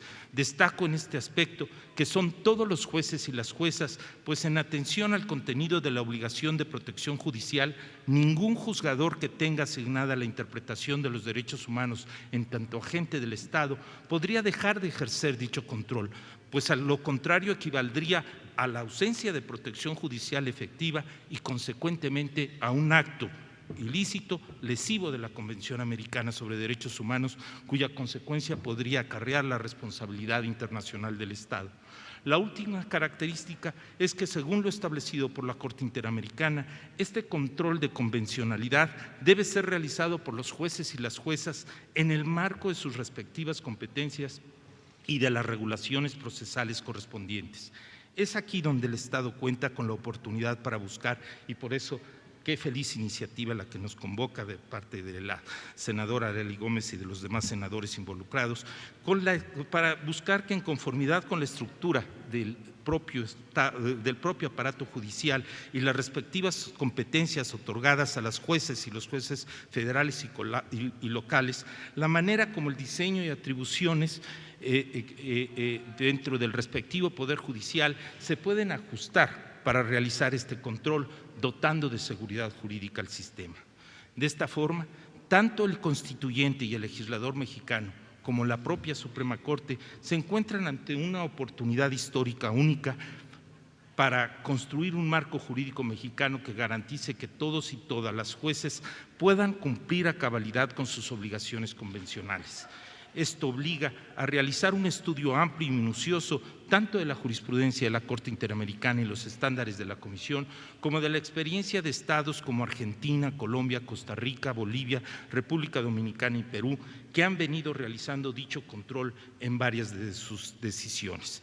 Para atender el último punto anunciado y concluir esta intervención inicial, destaco un aspecto que sería significativo que se tomará en cuenta para proceder precisamente a asegurar que las juezas y los jueces encargados de la aplicación de normas de derechos humanos puedan no solo inaplicarlas, sino que en su oportunidad también se llegue a expulsar del sistema la norma correspondiente, como ya está previsto en nuestro orden jurídico, pero que también en este sentido podríamos pensar en cuanto a los jueces locales, y una de las preocupaciones que se han tenido es cabría ponderar si precisamente se podría prever, incluso por parte del órgano revisor de la Constitución, que cada juez local, antes de decidir si determinada norma local es incompatible con la Convención, se encuentra facultado para plantear la presunta cuestión de convencionalidad ante un órgano de justicia constitucional local, ya sea el Pleno del Tribunal Superior de Justicia o la Sala Constitucional, dependiendo de lo que establezca cada estado, para que este órgano local de mayor jerarquía se pronuncie, como ocurre en España, o bien prever una revisión oficiosa siempre que un juez local considere que determinada norma local es inconvencional. Todo como una medida paulatina de ir fortaleciendo nuestras jurisdicciones locales en el ejercicio de estas atribuciones que les corresponden, de manera que se pueda atender la seguridad jurídica indispensable. Y por último, teniendo en cuenta la dinámica que tendrá el ordenamiento jurídico mexicano, sería imperativo garantizar que el sistema producido por el legislador, tras tener una retroalimentación constante por parte de juezas y jueces sobre aquellas normas que pudieran ser lesivas de los derechos humanos, garantice la expulsión definitiva del marco jurídico de aquellas normas contrarias a la interpretación más favorable a los derechos humanos, tal y como lo mandata el artículo 2 de la Convención Americana. En este sentido, no solo habría que expulsarlas legislativamente como consecuencia de sentencias que así lo establezcan en donde México haya sido parte, como ocurrió con la reciente reforma al Código de Justicia Militar, sino sería deseable también en aquellos otros casos en que haya una jurisprudencia interamericana definida a fin de evitar eventuales fincamientos de responsabilidad internacional al Estado mexicano en un ejercicio de armonización legislativa con los tratados internacionales o del llamado control de convencionalidad en sede legislativa que se refería a la senadora Arely Gómez. Piénsese, por ejemplo, y concluyo, en los procesos de derogación del delito de injurias llevados a cabo en distintas entidades federativas de nuestro país hace algunos años, teniendo en cuenta el estándar interamericano de no fincar responsabilidades penales, sino cuando más de carácter civil, ante eventuales rebases a los límites permitidos a la libertad de expresión y que sin duda han contribuido a impulsar, dinamizar y vigorizar su legítimo ejercicio en beneficio de nuestros derechos humanos y el fortalecimiento de nuestra democracia constitucional. Muchas gracias.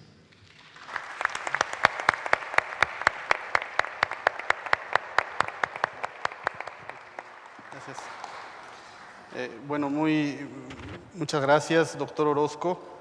Es en efecto, toca algunos temas y profundiza algunos temas que ya habían sido tratados acá. Uno muy importante en el que él insiste, la necesidad de tomar en cuenta siempre que el control de convencionalidad de alguna manera se restringe por razones competenciales y debe estar restringido por razones procesales. Y es muy atendible en ese sentido la propia propuesta legislativa que hace, que seguramente dará lugar a una discusión importante y fructífera. Gracias de nuevo. Toca ahora hablar al otro lado de nuestra mancuerna mexicana ante el Sistema Interamericano de Protección.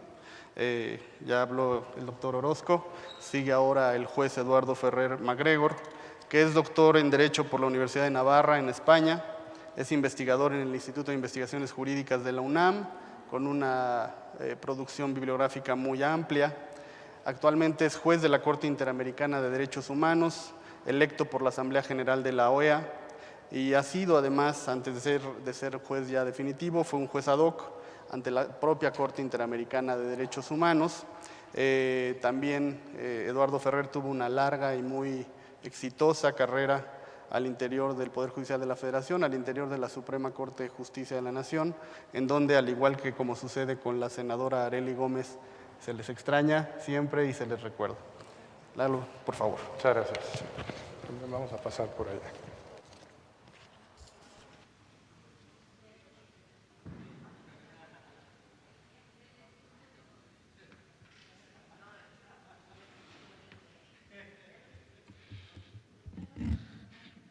Muy buenos días a todas y todos. Para mí es un enorme privilegio estar en este recinto del Senado. Muchas gracias al Senado, muchas gracias, senadora Arely Gómez. Le pido también agradecerle al senador Roberto Gil y a la senadora Angélica de la Peña por la invitación. Gracias a la Suprema Corte de Justicia de la Nación, gracias a la Oficina de la Alta Comisionada de Naciones Unidas, gracias a los muy destacados panelistas. Es un honor también compartir, no digo esta mesa, pero sí estas sillas. Y gracias a todas y todos ustedes por estar el día de hoy aquí, en un día, ya se dijo, complicado, donde creo que ya inició el partido de fútbol de los cuartos de final y que también pues hay manifestaciones y que hay una intensa actividad en el Senado de la República. La verdad es que hablar al final tendría que básicamente sobreser mi ponencia, pero no lo voy a hacer porque creo en el principio pro homine. Entonces vamos a entrar al fondo.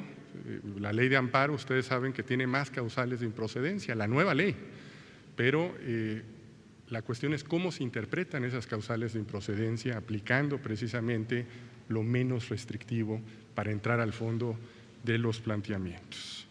Entonces, en estos 8 minutos, creo que ya me quedan, para hablar de un tema muy complejo como es el control de convencionalidad, yo quisiera simple y sencillamente manejar 2 ideas fundamentales. Pero antes que ello, yo quiero expresar como juez de la Corte Interamericana que me da muchísimo gusto que en los foros internacionales México se le mencione y se le mencione como ejemplo. Se le está mencionando por la reforma constitucional del 2011, que sabemos que es un cambio de paradigma y atrás, más allá de eso, es un cambio cultural y por eso creo que foros como estos son no solamente no solamente que hay que aplaudirlos, sino que son necesarios. Estamos a 3 años de esta trascendental reforma, pero todavía no se conoce lo suficiente y creo que debemos seguir implementándola. Solamente diré un dato: en las escuelas, facultades y departamentos de Derecho en México no se han reformado los planes de estudio y se sigue llamando, por ejemplo, garantías individuales, sigue la confusión terminológica, aunque es cierto que muchos profesores universitarios se han tomado en serio y le dan un nuevo contenido al plan de estudios. Pero me da mucho gusto porque ponen de ejemplo a México por las reformas legislativas, por la reforma en materia de amparo de 2013, por lo del 2011, por acciones colectivas, por el nuevo sistema penal acusatorio y por todo lo que se está dando. Pero también se pone de ejemplo al Poder Judicial. En muy pocos países la jurisprudencia de la Corte Interamericana es vinculante. Hoy la jurisprudencia de la Corte Interamericana es vinculante para todos los jueces mexicanos y vamos a ver que conforme a la jurisprudencia de la Corte Interamericana, no de la Suprema Corte, es vinculante para todos los órganos del poder público en general.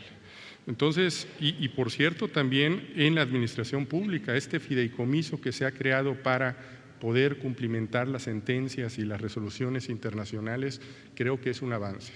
Por supuesto, no todo lo hemos hecho, falta muchísimo por hacer, pero sí quería externar esto que realmente me enorgullece en los foros internacionales, que a México ahora se le esté tomando como ejemplo. Dicho esto, como anuncié, voy solamente a desarrollar o tratar de visualizar 2 cosas, 2 temas.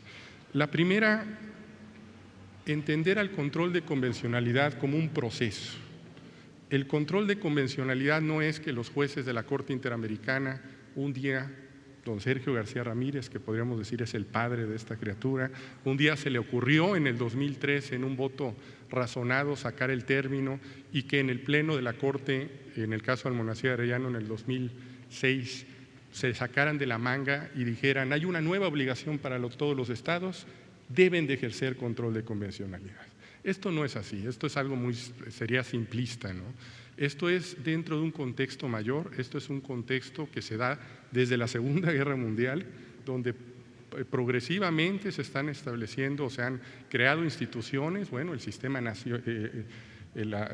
propias Naciones Unidas, los sistemas regionales de protección, los instrumentos que con base en esos sistemas los estados soberanamente los han suscrito y se han comprometido a acatarlos. Entonces yo creo que es muy importante visualizar esto en un contexto mucho más amplio. Y precisamente yo creo que es muy importante visualizar en este contexto cómo se ha creado esta doctrina jurisprudencial del control de convencionalidad. Y esto lo digo porque aquí se ha mencionado muchas veces en este foro y se seguirá haciendo el caso Radilla. Es muy importante, en efecto, pero hay que ver más allá de Radilla. Hay que ver que antes de Radilla y después de Radilla ha habido un avance en la línea jurisprudencial del control de convencionalidad. Hoy la contradicción de tesis que se dio a conocer hace poco por nuestra Suprema Corte de Justicia de la Nación, la contradicción 293, nos dice que ahora es vinculante la jurisprudencia de la Corte Interamericana. Ese simple hecho está cambiando el sistema de fuentes y está cambiando el sistema de fuentes de una manera ampliada en favor de los derechos.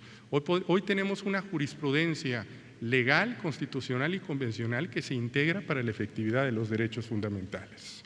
Entonces, ¿cómo se ha construido esto en el seno de la propia Corte Interamericana? Ya se mencionó y se mencionó muy bien que en el año 2006 la Corte Interamericana, en el famosísimo caso Almonacid Arellano contra Chile, que se trataba de una ley de amnistía que la Corte Interamericana declara inconvencional ab initio, o sea, desde un inicio no tiene vigencia esa ley. Obviamente, esto que hace la Corte Interamericana es porque ya venía una línea jurisprudencial de leyes de amnistía desde el caso Barrios Altos del 2001.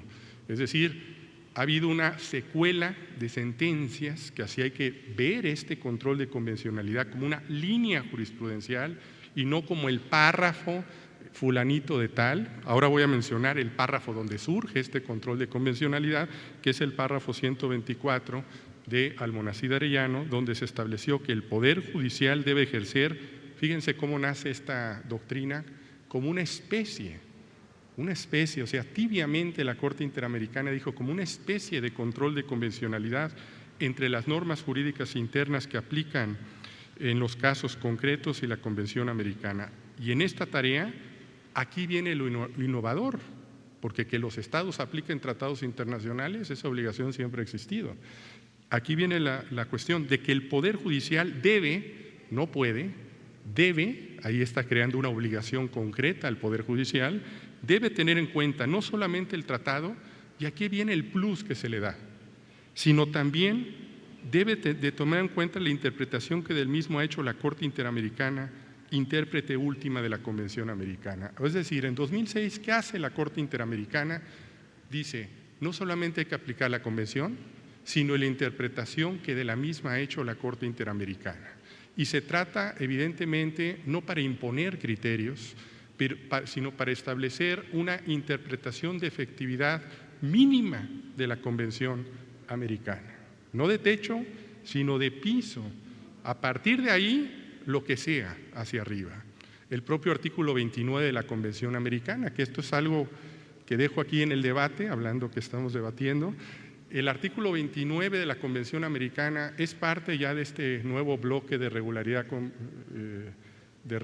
constitucional, o solamente son los derechos.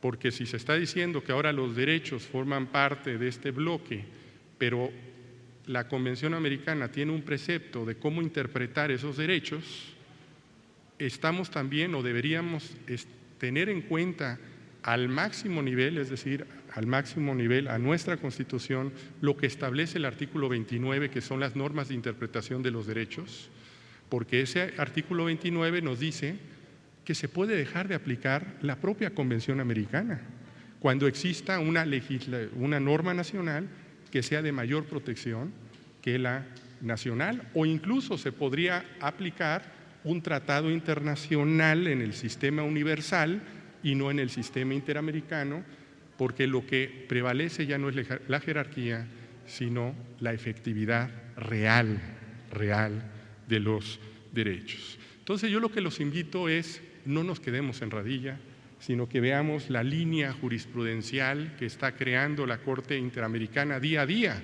Ayer se dio a conocer la última sentencia de fondo de la Corte Interamericana. No se asusten, solamente la Corte ha conocido 173 casos en toda su historia, en estos 26 años de jurisdicción contenciosa, solo 173 casos, no son tantos. Y de esos 173, 81% son en materia penal. Tiene que ver, estaba viendo aquí ciertas estadísticas, que cerca un altísimo porcentaje tiene que ver con todavía, que ha conocido la Corte, de cuestiones de tortura, de desapariciones forzadas de personas, de ejecuciones extrajudiciales individuales o de masacres.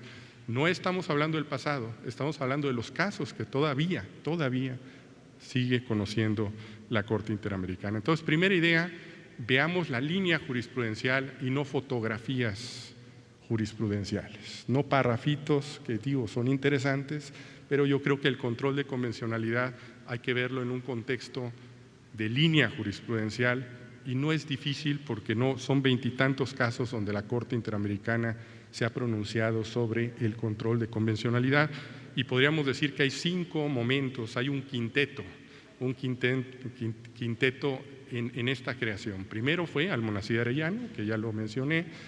2 meses después fue, que es trascendental y que aquí ya se ha comentado, el caso Trabajadores Cesados del Congreso contra Perú, en el mismo 2006, donde especifica ya la doctrina, dice, ya no habla tibiamente de un supuesto, de un control, sino ya habla de la existencia de un control de convencionalidad que debe de ejercerse de oficio, se invoque o no por las partes, y que se debe de ejercer, fíjense, desde 2006 ya está esto, se debe de ejercer conforme a las competencias y regulaciones procesales de cada órgano.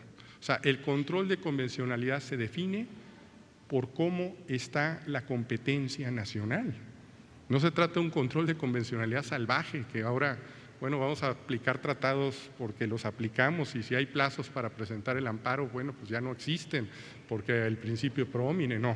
Se trata dentro de las competencias de cada órgano y conforme a las regulaciones procesales, ejercer ese control de convencionalidad. Tercer momento que creo que es relevante es Cabrera García y Montiel Flores, un caso contra México, donde me tocó ser juez ad hoc en ese caso, donde la doctrina nace como una obligación hacia los poderes judiciales. Pero ¿qué pasa con los demás órganos? Entonces, en Cabrera García y Montiel Flores se aclaró la doctrina para decir, no, es para todos los órganos de administración de justicia en general, estén dentro o fuera del Poder Judicial. Esto es algo muy importante porque ahí no deja dudas de que los tribunales constitucionales también están obligados para ejercerlo. Y luego dentro de este quinteto armónico podríamos decir, hay un cuarto, digamos, momento que es muy importante para el legislador. El caso Hellman contra Uruguay, un caso dramático de una desaparición forzada de personas, donde luego se entera una chica de 23 años que ella no es quien es, o más bien dicho, que pues la habían dado, pues no en adopción, sino la habían dado clandestinamente, pero bueno, se da pues el poeta Hellman, que por cierto acaba de fallecer, él fue quien buscó a su nieta y la encontró a los 23 años porque a su hija era producto de una desaparición forzada y su nieta, o sea, estaba embarazada su hija de 7 meses cuando se produjo esta desaparición. Pero bueno, ¿por qué es importante aquí con respecto al control de convencionalidad? Porque aquí la Corte da un paso para decir, el control de convencionalidad no solamente es para los órganos de administración y impartición de justicia, sino para todas las autoridades y específicamente en el caso para el legislador. Y se trataba de una ley de amnistía que había tenido un doble reforzamiento democrático. O sea, había salido esta ley, pero además había habido un referéndum, incluso donde se votó por la vigencia de esta ley. Y la Corte dijo, la democracia tiene límites y esos límites se llaman los derechos humanos.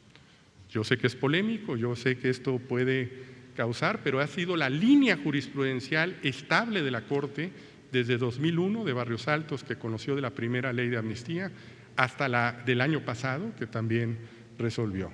Esa línea jurisprudencial es que las leyes de amnistía son o pueden ser violatorias de derechos humanos, incluso cuando ha habido un doble reforzamiento democrático.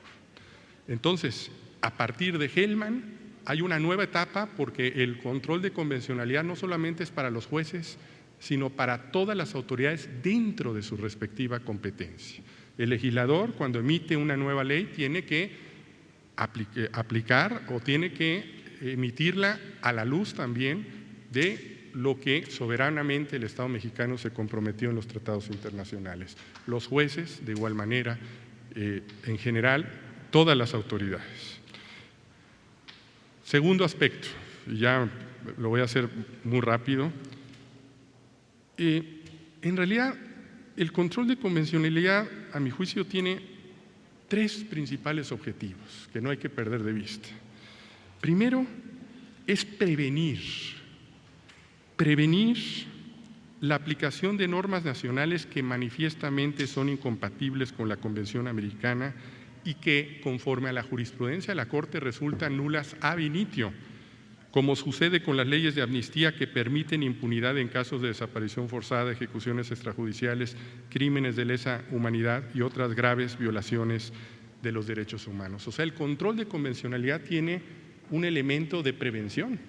Si a nivel nacional se cumple con los tratados internacionales, obviamente esto no va a llegar a las instancias internacionales, no va a llegar a la Comisión Interamericana, no va a llegar a la Corte Interamericana. Segundo objetivo es servir como una institución que permite a todas las autoridades del Estado cumplir adecuadamente con su obligación de respeto y garantía de los derechos humanos protegidos por la Convención Americana y otros tratados y con el cumplimiento de sentencias dictadas en contra del Estado al que la autoridad pertenece. Aquí me voy a regresar porque hablaba de un quinteto y nada más había dicho de 4 momentos. No son las 4 estaciones de Vivaldi, es un quinteto. Y ese quinteto es el año pasado, en 2013, cuando en supervisión de cumplimiento de sentencia del caso Hellman que les narré del 2011, porque la Corte Suprema de Uruguay tenía recelos de cumplir, porque decía, no voy a cumplir con este control de convencionalidad porque no es una obligación que está en la Convención, sino que es algo derivado de la interpretación de la Corte Interamericana. La Corte Interamericana le responde, conforme a la Convención Americana, el artículo 68.1 establece que todos los estados se comprometen a cumplir con las sentencias. Y esto es una sentencia, hay cosa juzgada internacional. Pero además avanzó para establecer que el grado de vinculatoriedad del control de convencionalidad se da en 2 vías, como ya se había anunciado aquí. Primero, precisamente, que puede servir para cumplimentar un fallo condenatorio. Por ejemplo, tenemos varios que a mí me da mucho gusto que ya está cumplido. Mis colegas, yo no intervino, yo no puedo intervenir, pero mis colegas de la Corte declararon cumplida la primera sentencia ya de condena al Estado mexicano, que es el caso Castañeda. Ya quedó cerrado el asunto porque ya cumplió el Estado mexicano. Quedan pendientes, obviamente, las otras que ya se están avanzando con la legislación en fuero militar y en una serie de cuestiones. Pero bueno, esa es una manera de cumplir, ¿no? El control de convencionalidad sirve para cumplir las sentencias de condena. Pero hay otra vinculación que es la res interpretata, o es decir, la cosa interpretada. Cuando hay una sentencia en contra de Perú, Colombia o Venezuela, que todavía tenemos jurisdicción con Venezuela, la manera de interpretar también vincula al Estado que no intervino o no fue parte material en ese asunto. Crea una doble vinculatoriedad, cuando hay cosa juzgada o bien cuando hay cosa interpretada hacia los demás estados que no intervinieron en esa condena. Es decir, de esta forma la doctrina busca fortalecer la complementariedad, la subsidiariedad de los sistemas nacionales y el sistema interamericano de protección de los derechos fundamentales. Y finalmente, y con esto termino, el tercer objetivo es servir como un medio para permitir y acrecentar el diálogo. Y el diálogo especialmente jurisprudencial, pero no únicamente, no solamente con la Corte Suprema, sino con todos los jueces y con todas las autoridades y con el legislador. Esto, ¿por qué? Porque ahora es un diálogo primero reglado. Necesariamente tenemos que ver qué ha dicho la Corte Interamericana, como un mínimo de efectividad de la Convención. Segundo, porque es un diálogo de doble vía. La Corte Interamericana, a su vez, está viendo qué resuelven las instancias nacionales para poder resolver. Si ya estableció que es vinculante su criterio más allá del caso nacional, del caso particular, obviamente tiene que ver cuál es la situación en la región.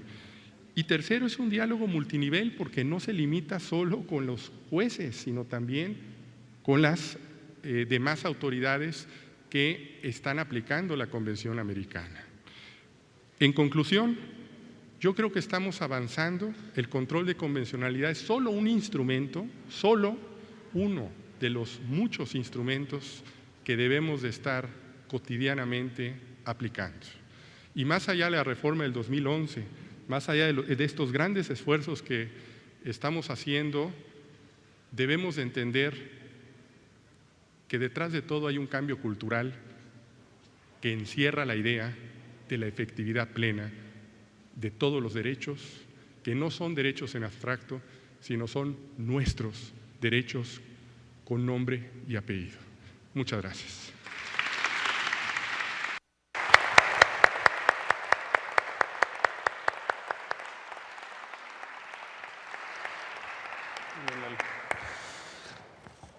Bueno, estamos ya sobre el tiempo. Creo que en beneficio de todos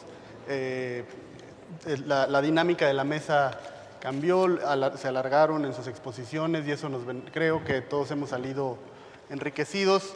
Hay muchas preguntas para todos los ponentes. Aquí nada más tengo el bonche, como se dice, de Eduardo Ferrer, pero hay para todos. y tendríamos que estar aquí otras 2 horas para poderlas resolver. Como ustedes saben, pues las personalidades que nos acompañan hoy están ocupadísimas, tienen, o no solamente hoy, en este momento, sino todo el día, y por lo tanto yo les voy a rogar a los participantes que mejor consideren la posibilidad de contestar estas preguntas por vía electrónica. Hay debates importantes en el Senado, hay reuniones pendientes en Gobernación, en la PGR, y la UNAM está cerca. Y la UNAM está cerca de irse de vacaciones, así que yo les agradezco mucho su presencia. Gracias.